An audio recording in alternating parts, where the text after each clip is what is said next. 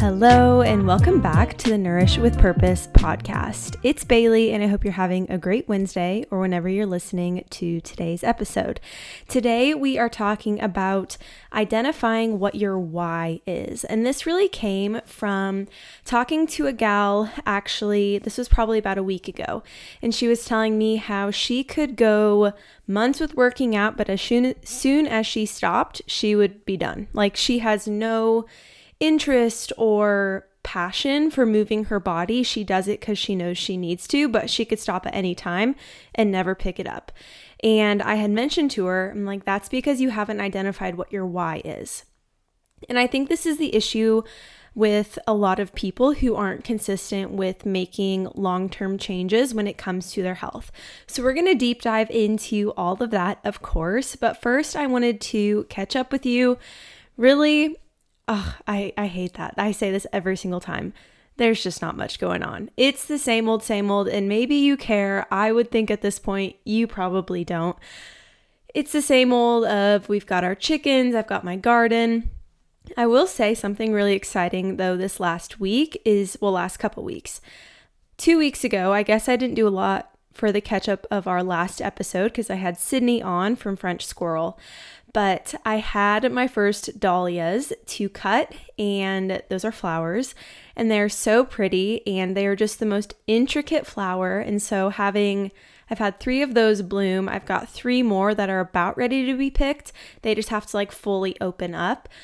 So that's really cool. And then I also had my first sunflower.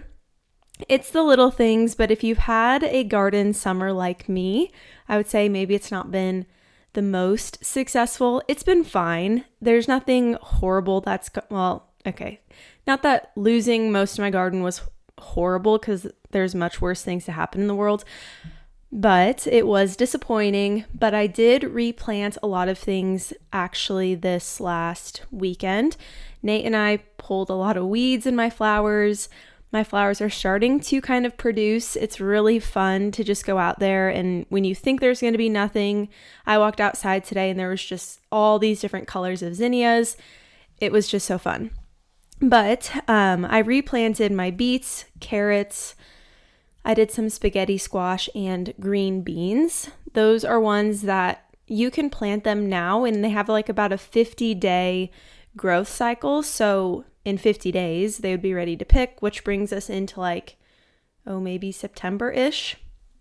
And it's still pretty warm around here in September, so I'm not too worried about that. So hopefully those are fruitful and this next round goes really well and doesn't die. Outside of that, I led an exercise class on Saturday. We had community days in the town that I live close to, and that was good. I've had a couple new people join exercise class, which is just always fun. That is something that I started, honestly, about a year ago, September of last year. I started group exercise. So I lead 3 classes 2 times a week on Mondays and Wednesdays. It's a good outlet for me as somebody who is mostly at home by myself. It is a good outlet to just connect with other people and talk to people in real time, in real life. So that is just refreshing. Again, I love to have new people join. It's just fun, especially because truthfully, the month of July has been super weird. The summer is always weird. It's just kind of a general rule of thumb with coaches or people in the fitness space that the summer is just a funky time. And it's one thing that you just can't take personally.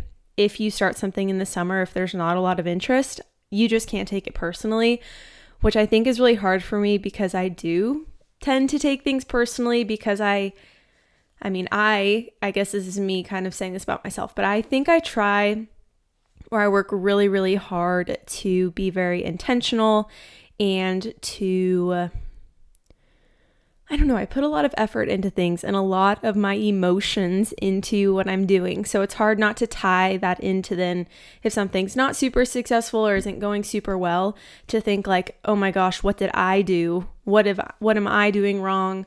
Why are these people not coming back? Did I offend them? Did I do some, and so it's no, you've got to separate that. That's not the same thing.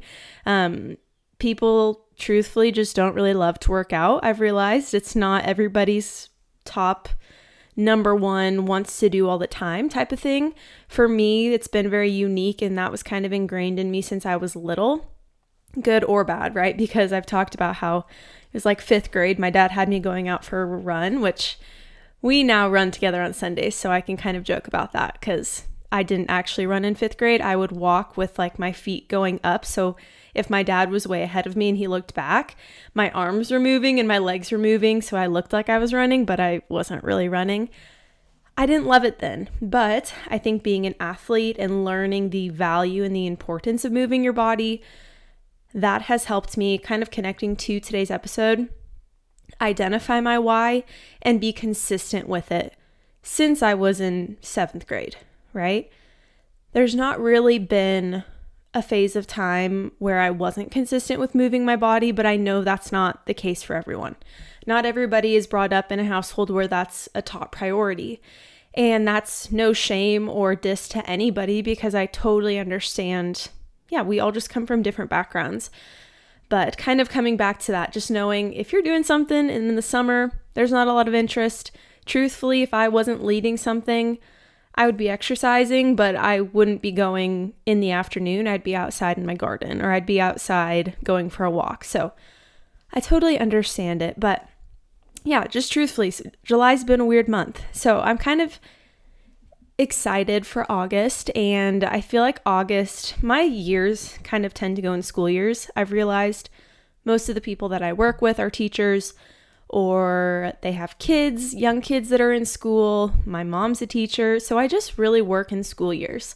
And I feel like that's when I'm the most productive, is like the August through May. So with August being right around the corner, which I know if you're a teacher, you don't want to hear that, or if you're a student, but I truthfully am excited for that to be here and just to kind of have everybody around me in a quote normal routine. I do kind of like that. Although the summer is nice because there's a lot of fluidity. You can kind of do whatever, whenever. Even like with my job, I very, very loosely have taken July off. I'm still working with clients. I'm still leading a group program. I'm still leading exercise class. I'm still getting a new certification. But I don't know. In a sense, it feels like I'm kind of taking it off because I'm not really trying to sell anything. I'm not trying to accumulate more clients, although yes, I'm always accepting for the most part, depending on if I have availability with the amount of clients that I'm taking. But July, I decided I really just need to take this time to reflect and brainstorm and create a game plan for the next year ahead. Because like I said, I work in school years. So in August, I really I want to go into it with a plan. I want to go into it with intentions, with motives, and feel like I have that framework and am renewed, refreshed for that to happen. I'm very likely to burn myself out, and if I keep going at the rate that I am, I will burn myself out. Working 6 to 7, mostly 6 days a week is not long-term sustainable, which I totally understand that. So this month, I'm just really trying to do a much better job of spending time off of social media, not really posting on social media, spending more time focusing on kind of rebuilding myself to have, I don't know, more of the long-term vision in mind and not feel like I have to do everything right away. I have a recipe guide that I'm making, and I had somebody ask me like, oh, is it out yet? I'm like, I have had just like no desire to sit down and work on that. And I really thought that it would be done like mid-June. Guys, it's like, it's nothing. I mean, I shouldn't say it's nothing. It's like 16 pages right now, and I've not even uploaded a single recipe into it. But that is something that I know in this next year, like I really want to be intentional with sitting down and creating that. But it's like finding what I can do to continue to evolve myself and evolve my business, evolve, I don't know, kind of like grow connections and unfortunately, like shamelessly plug myself in certain situations or at different events, but July has been unique in the sense of I'm not constantly looking for the next thing. I've just tried to like settle into what I'm doing, really be intentional with learning, reflecting, and not adding too much in. So the recipe guide will be coming at some point in the next year. Not year, I should say like few months. This just isn't the month for me to do it. So that's something you can maybe look out for if you're interested in that. But just to kind of give you a background on where I'm at right now, what I'm doing this month. I talked last week about my intentions that was 2 weeks ago, about my intentions for July. And this kind of brings me into how I'm nourishing my mind, body, spirit segment, because truthfully, this last week I've done a horrible job of nourishing my mind. And I like to be totally honest and transparent with you guys because it's not fair for me to just always come in like, oh yeah, I'm doing a great job nourishing my mind, body, and spirit, because definitely not always the case. There's always things I could be doing better. And my scroll time on social media this weekend, I would say, was way more than usual. I got an alert on my iPad because, like I said, I'm getting kind of like a certification-ish thing. And I haven't talked a lot about it because I'm not going to until I actually have obtained it. But I got a notification on there that I have spent over 6 hours a day on technology, which, yes, like that's not out of the blue because I've been studying a lot. So I've been on my iPad.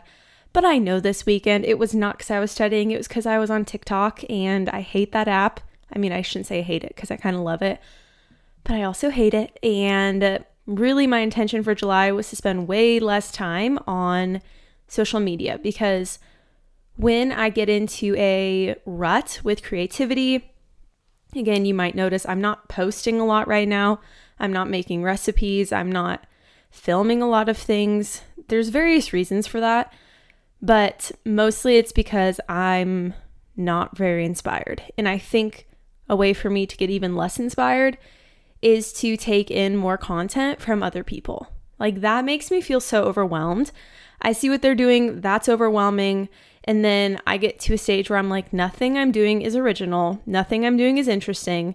It all looks like what everybody else is doing. So I know when I spend those weekends on social media, I enter the week just feeling kind of meh because there's no creativity. Like my brain is like clogged. Like I don't have anything new. There's nothing that's coming to me naturally. And so I really have just wanted July to be that month where like I'm creative because things come to mind that I haven't seen other people do. And that happens because we're not on social media, right? Original thoughts come to our mind when we're not absorbing things or content from other people. So that's something I know I want to be much better with this next weekend, which I think won't be an issue because I'm headed to Nashville for a bachelorette party. So that should be really fun. We've got a full weekend full of activities. And I know being on my phone won't really be an issue. So I'm also taking my camera with me to try to get just like natural content, have good photos. I know if it was my bachelorette party, I'd want candid photos. So I'm really just trying to be in the moment. I love having a camera for that reason, because you put your phone away and it's basically like, I mean, you just don't need it, right? Because you're taking photos on a camera. So that's kind of my intention heading into this next weekend of how I can fix that. Next, how I'm nourishing my body. I've been sleeping a lot more when I know I need rest, and then walking on days when I have lower amounts of energy. So last week, I did the math on Sunday because my dad and I went for a 4-mile run, which we do every Sunday together before church. And I was like, I've done 11 workouts this week. And I'm like, that is way too much. That's why I'm exhausted and why this 4 miles feels like I'm literally running through sludge, like just tired. And as somebody, I've shared very transparently about my relationship with exercise, my kind of addiction to exercise, truthfully, more so in the past than now. But because exercise is still such a big part of my job, right? I lead 6 classes throughout the week, 3 on Monday, 3 on Wednesday. That's 6 classes that I've already done in 2 days. And that's a lot. That's a lot of exercise, right? Most people, and this is not to like praise myself, but most people, it's like 6 exercises a week, if That would have been me if I wasn't leading exercise. It's like 5 to 6 exercises. Well, in 2 days, I'm doing that. And so I know that's a lot, but I still like to have that time by myself. I still like to be able to move my body independently. I started a kind of a strength-based program. Let me pull up the information here. It's by JM Fitness. I found her on Instagram just because I was looking for somebody who was not like super gym rat-esque. I don't know, that's probably not the best way to say that, but not super like cutting, shredding, all of that, because that's just like not, that kind of personality honestly is kind of like, it's 100% the opposite of me and how I view exercise. I view exercise as a way to continue to stay healthy, to improve negative symptoms. I think exercise is the best way to do that, but I'm not here to say like you need to bulk and then cut and then shred. Like all that terminology is just not something I wanted in my face all the time. So I really liked her because it was just very like, hey, move your body to feel good, go for walks when you need to. Anyway, so I've really been liking her program. I've been doing, ironically, her shred gym program. Me just saying I hate the word shred and then anyway, but it's not like super nutrition focused either. She's not telling you what you should or shouldn't eat. It's mostly just building that strength, also paired with like incline walking. And so I'm really liking her programs. It's in the Playbook app. If you ever are looking for different trainers, that's a really good resource. You can find different trainers and then subscribe to their channel, kind of like YouTube, but more personal training-esque. I don't know. I never say that. I don't know why that came out of my mouth, but so I've been doing that to move my body and I really like to have that time. So I've been trying to do like maybe 3 of her workouts in addition. So on like either a Tuesday, Friday, Saturday, or either taking Saturday or taking Tuesday or Thursday off. I have one rest day where it really is like I just go for a walk. Not just, but you know what I mean. Go for like a 30-minute to an hour-long walk. That's a way that I feel like my body can really recover. And I'm not doing too much when I do that. But just know, yes, I think 11 workouts is a little outrageous. And no, it's not because I'm falling back into that more like addicted to exercise stage that I used to be in, where I would exercise for like, I don't know, an hour and a half a week and just not a week, an hour and a half a day, if not more, and then go for like an hour walk. I'm not falling back into that. It's truly just the nature of what my workout schedule looks like due to leading exercise classes, but I really just need to now dial it back. So again, moving forward, I'm really trying to dial it back and rest more, sleep more when I know my body is rebuilding and it really needs that. And then finally, how I'm nourishing my spirit is journaling out my daily prayers. And I really like journaling them out because then I can look back and kind of see how my prayers have maybe changed or evolved over just even like the last week. There's always different things that are on my mind or on my heart that I want to get out. And so having it kind of on pen and paper has been really refreshing. Okay, we're going to move into the bulk of today's episode. I've chatted for long enough, but I wanted to remind you that if you haven't yet, this is the last reminder you're going to be getting for that $100 gift card to any grocery store of your choice giveaway. My birthday's on Sunday, which I can tell I'm getting older because I honestly didn't even know what day my birthday was on this month. I was talking to Nate this morning. I'm like, well, yeah, my birthday's on Saturday. He's like, no, your birthday's on Sunday. I didn't even know. But with that being said, that Sunday is the day I'm drawing for this. So if you want to get entered into that giveaway, all you need to do is leave a review on Apple Podcast.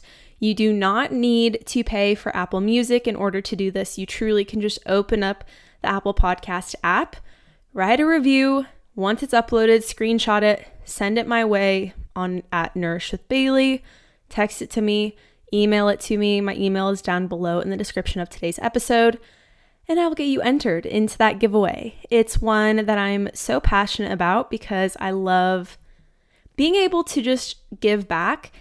When I look at the amount of subscribers for the podcast or the amount of total listens, I'm honestly blown away Granted, I've been doing this for almost a year, and maybe to other people it's not a lot, but to me, I'm like, that many people are actually listening? Like it's crazy. And so I want to give back to you guys, give back to this community that I've kind of created with the podcast. It's something that means a lot to me. So I would love to get feedback, hear what you think about the podcast. Of course, it needs to be a positive review and a 5-star rating, but those are the minor details. Just send it my way and I will be sure to get you entered, and then I'll be announcing that over on my Instagram on Sunday, my birthday. All right, so jumping right in, we are talking about what's your why. So 5 questions to ask yourself to stay motivated, identifying your motives, and sticking with it. So before we really get into this topic, I need you to do something for me, okay? I need you to be very, very brutally honest with yourself for the next 20-ish minutes that I'm talking about this, okay? And I know that's not easy. And I know it's really easy to come up with a list of excuses for ourselves. And it's really easy to justify our actions, okay? But I need you to be honest with yourself. Because if you're not honest with yourself, you might get a little offended. And that's not the intention of today's episode. Because I want to help you identify what your why is, but that also requires brutal honesty with yourself. Okay? We have to reflect on what our current actions and habits are, and we have to look for areas where we can improve, or areas where we are making excuses for ourselves, or areas where we are neglecting our body. Okay? So like I said, I need you to be brutally honest with yourself. So maybe I'm going to give some different examples so you can kind of maybe see where you fit into this category. Not saying you have to fit into any of these, but I've found in most cases with people I work with, this is kind of where they would fall. Okay, so maybe you're somebody who starts something, but you only stick with it for a couple days until you're like, ugh, what's the point? I think exercise is the most prime example because statistically, we are not moving our bodies enough. We are much too sedentary as a society, which is why chronic health problems and inflammation is on the rise. Okay, we're sedentary. We're not moving our body. Okay, so then maybe you're somebody who you really want to see change, but you aren't actually willing to do anything to get the results that you desire. I know that one is hard to hear maybe if you fit into that. I think back to my freshman year of college, and I would say maybe I was in that area where I wanted physically to look different. And I'm going to talk about physical changes is a whole different beast of itself. But I would say for me, I just wanted to look differently. I wanted to lose weight. But I think of my eating habits. I think of my drinking habits. I think of did I really need to, get Wendy's at 11 o'clock at night or go get a Hertz donut at 1 in the morning? Ew, I don't know. I don't think so, really. So I wasn't really willing to make the changes when it came to food. Although, yes, I was moving my body. I wasn't willing to make the changes when it came to food until I started feeling so miserable that I really couldn't take it any longer, and nothing Western medicine-wise was doing anything to help. Okay, so then maybe you're somebody who eats really well for a week or two, and then you find yourself binge eating M&Ms or chips late at night because you're, quote, starving. If you're starving by eating healthy or eating well, you're not doing it right. Brutally honest, yes, but you're not doing it right. I truly have not had a moment where it's late at night and I feel like I need to eat a ton of junk food or eat a bunch of high calorie food because I'm so starving because I ate healthy all day. Eating healthy should still be filling and it should still be balanced, and you shouldn't feel restrictive.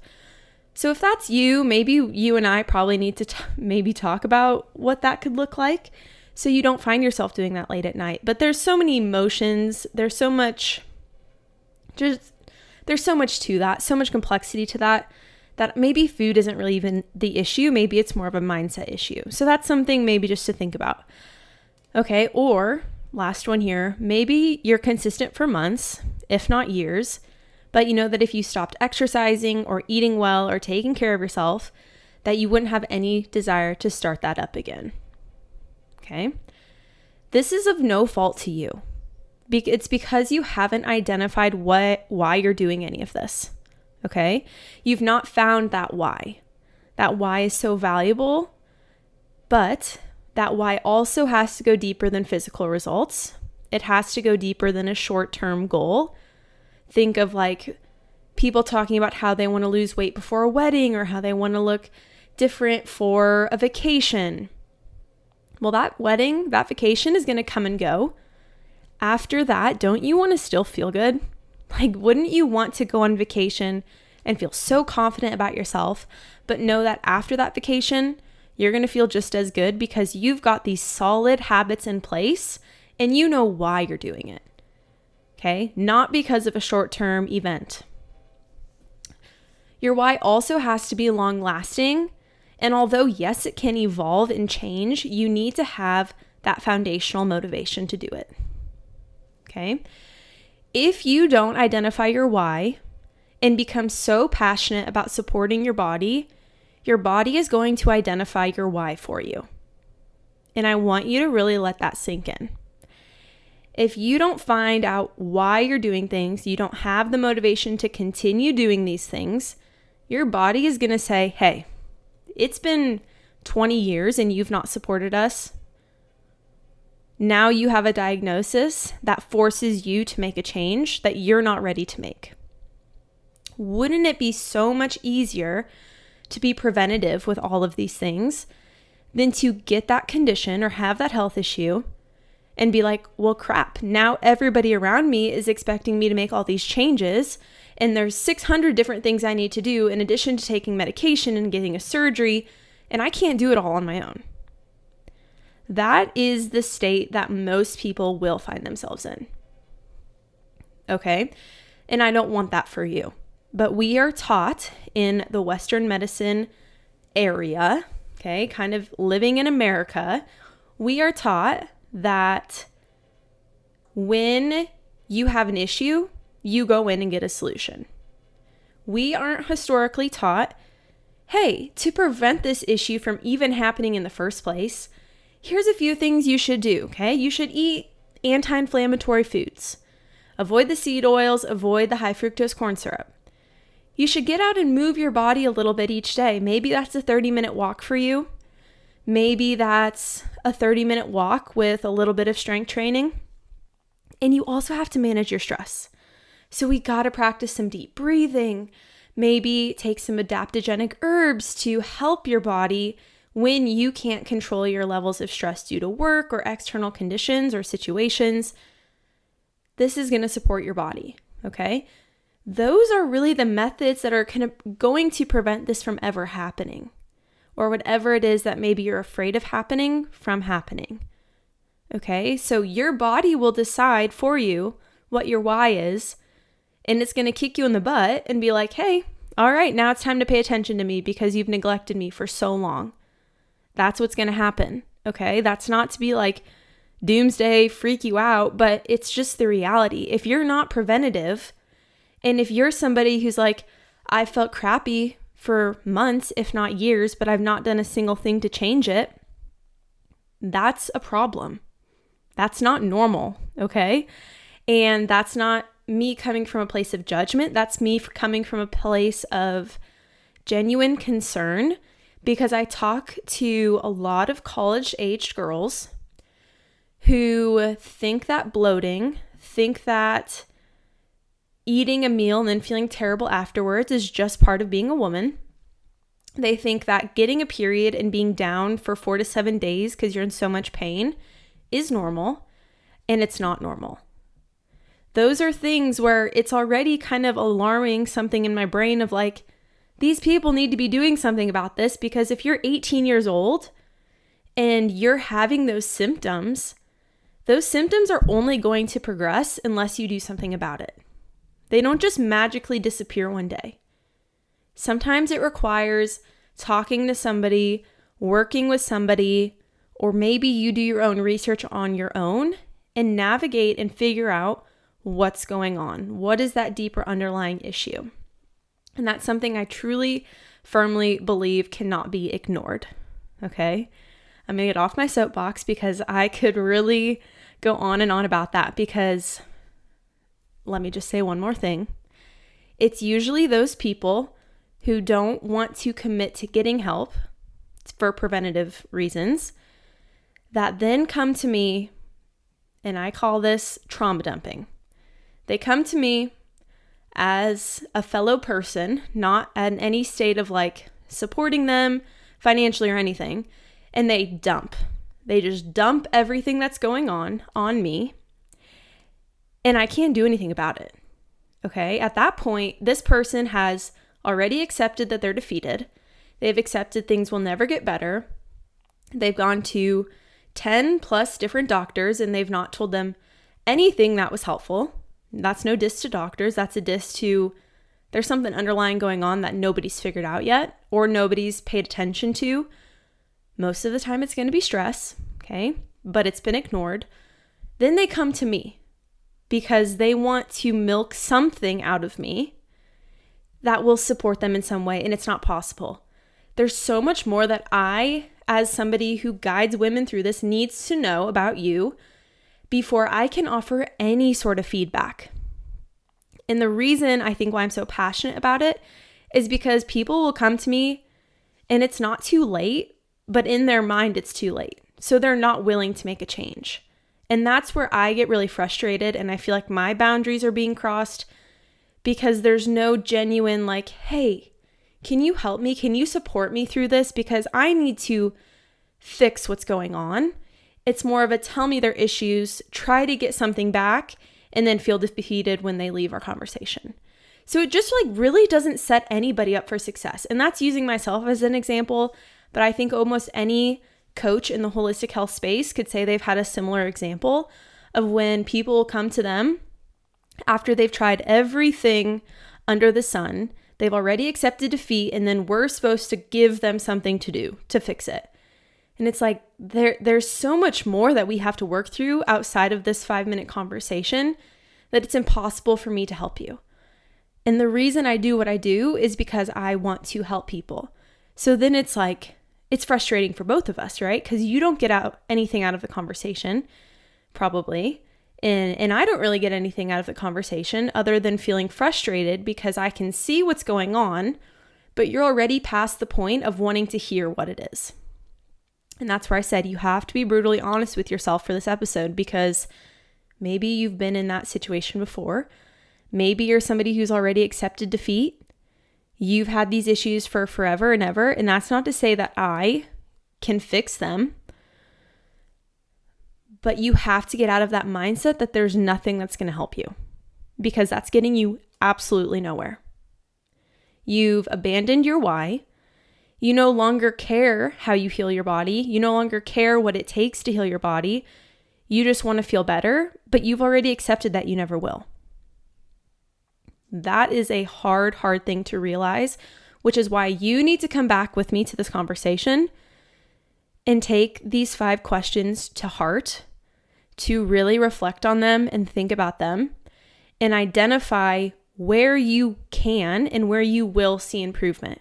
Because you will. If you believe, and I know this is kind of woo and this is kind of maybe going to sound naive, but if you believe that you can change how you're feeling, I 112% believe you can.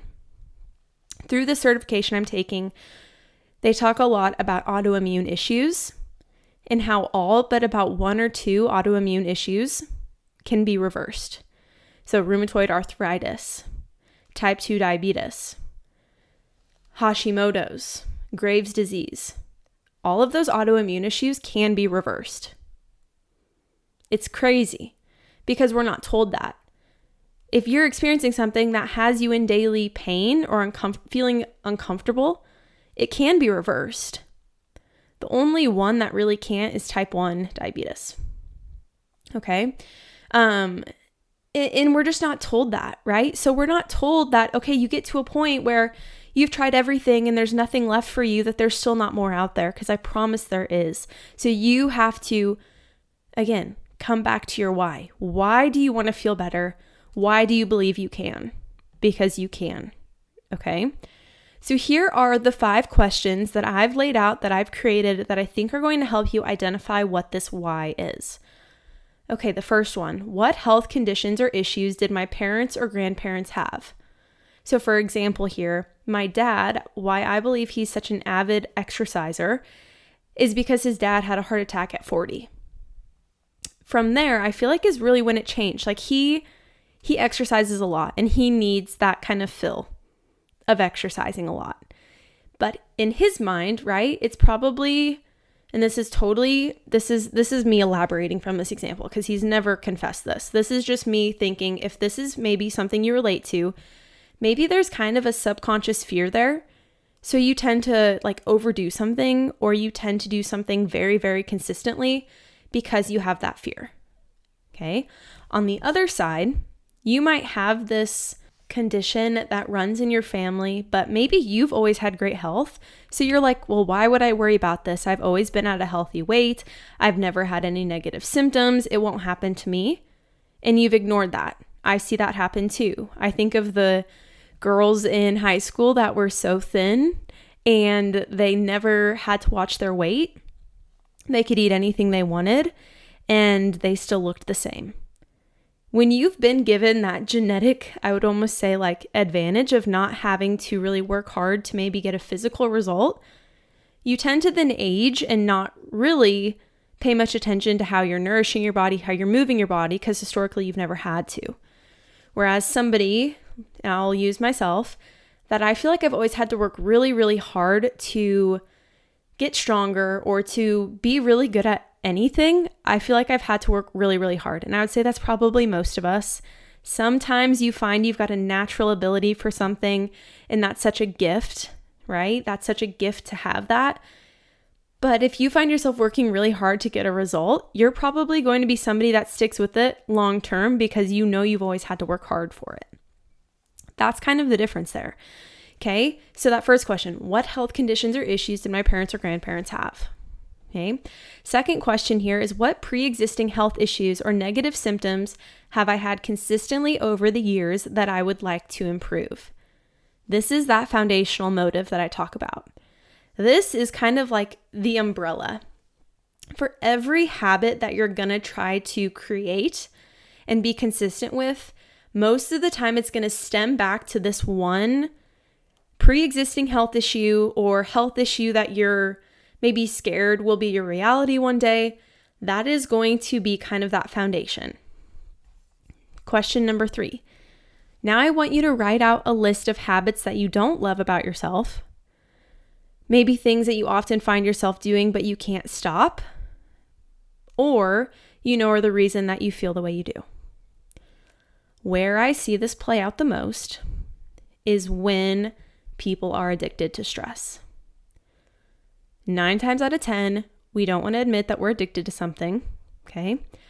But there's a certain age range of women that I either work with or I talk to that they have gut issues.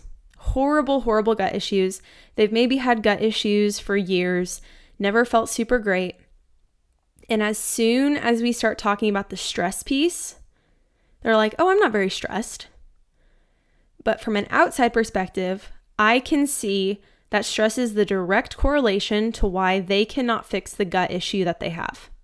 9 times out of 10, it is linked back to stress. Okay?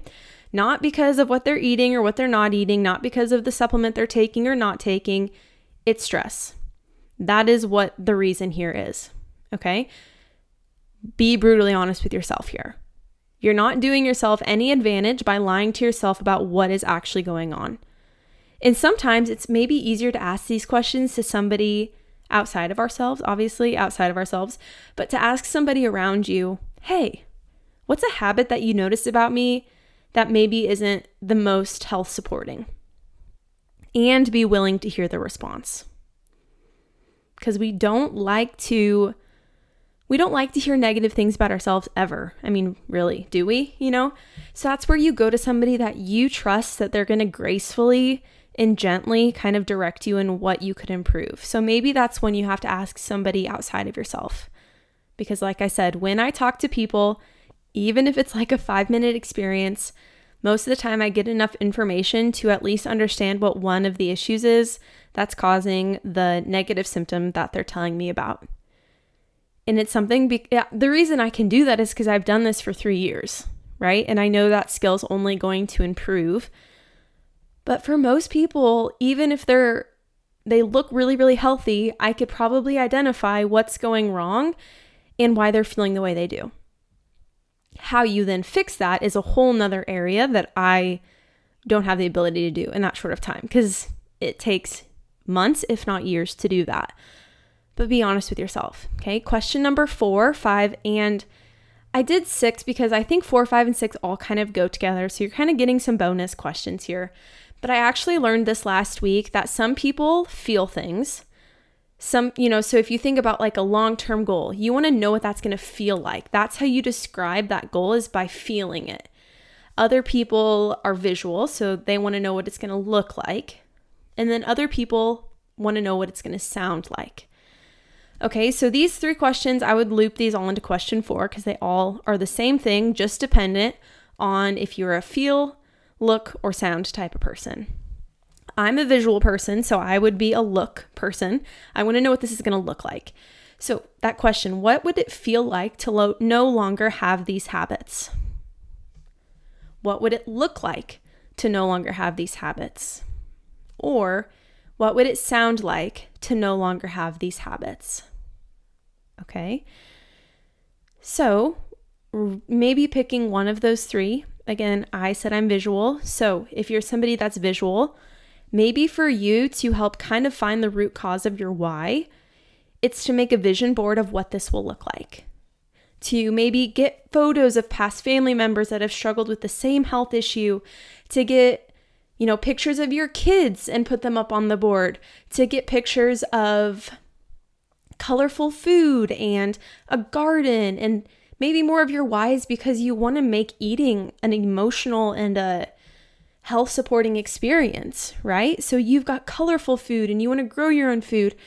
Kind of like map it out so my why is because I want to be around for a long time. Why do you want to be around for a long time? Well, because I've got these kids that depend on me to support them through all these different areas. Or I've got this spouse that has a health concern of his own that I need to be around to help him with. Okay? You've got to find what that is. And it's either going to be visual, maybe it's more auditory. So it's listening to what that's going to sound like, or I guess it's kind of figuring out what that's going to sound like. So maybe for you, it's keeping a weekly voice memo log in your phone of what that why is, always reminding yourself of your why, but then you can verbally track how you're feeling. And I've done this in a business sense. Actually, I have probably last spring when I felt like I was in the depths of, I don't know what it was, overwhelm probably, because I was living in 4 different places, but I would voice memo, hey, this is how you're feeling today. This is what you're feeling really defeated about. This is what you're frustrated with, but this is what you're going to do about it. Or this is one thing you can do today to support this. Keep that voice memo log. Okay. And then lastly, if you're a feeler, if you like to feel, you want to know what this is going to feel like to consistently live out your why, you might do best with having an accountability partner, a coach, or a mentor to encourage you along the way. If you're a feeler, most of the time you continue to stick with a positive habit because you've been encouraged, because you felt all warm and fuzzy inside by all the good things people were telling you. That's when you kind of need that external person, unless you feel like you can talk positively like that towards yourself. Maybe getting that external person is going to be really helpful for you. Okay? So, overarching question, what is your why?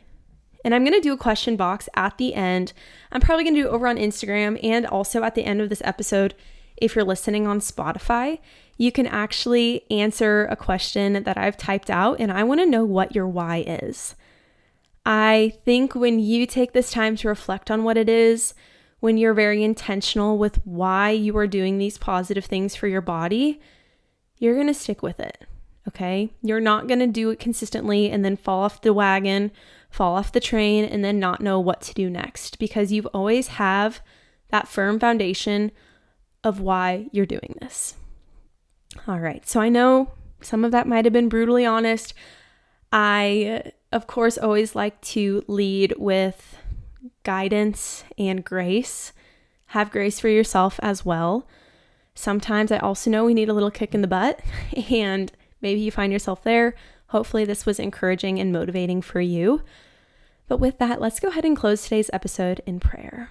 So dear Lord, thank you for the person listening to this podcast. I just ask that this platform continues to encourage and inspire others to nourish their mind, body, and spirit, and really connect with you along the way, to identify what their why is, and to do what it takes for them to have that long-term health, to heal their body, heal their condition, or prevent those from even happening. Lord, I just ask that they are honest with themselves when they reflect on this episode, and that they are able to find a sense of excitement and encouragement when they think about their positive habit that they're going to start this week. And I just ask that you be with them along the way, that you just let them know you're with them, and that even when things get really, really hard, that they have you as their firm foundation and their solid rock to lean on. In Jesus' name we pray. Amen. All right. So if you're interested in following along with my life outside of the podcast, I'm posting a lot about farm things this month, but you can find me at Nourish with Bailey on Instagram, TikTok, Lemon8. Trying to think where else. Otherwise, Bailey Seaton. You can always search that as well. And then my email is in the description of today's episode. If you'd like to get connected, like to talk more about what getting support for these different maybe health concerns looks like, I'm always happy to schedule a free appointment and we can dive into it. But with that, I will talk to you again next Wednesday.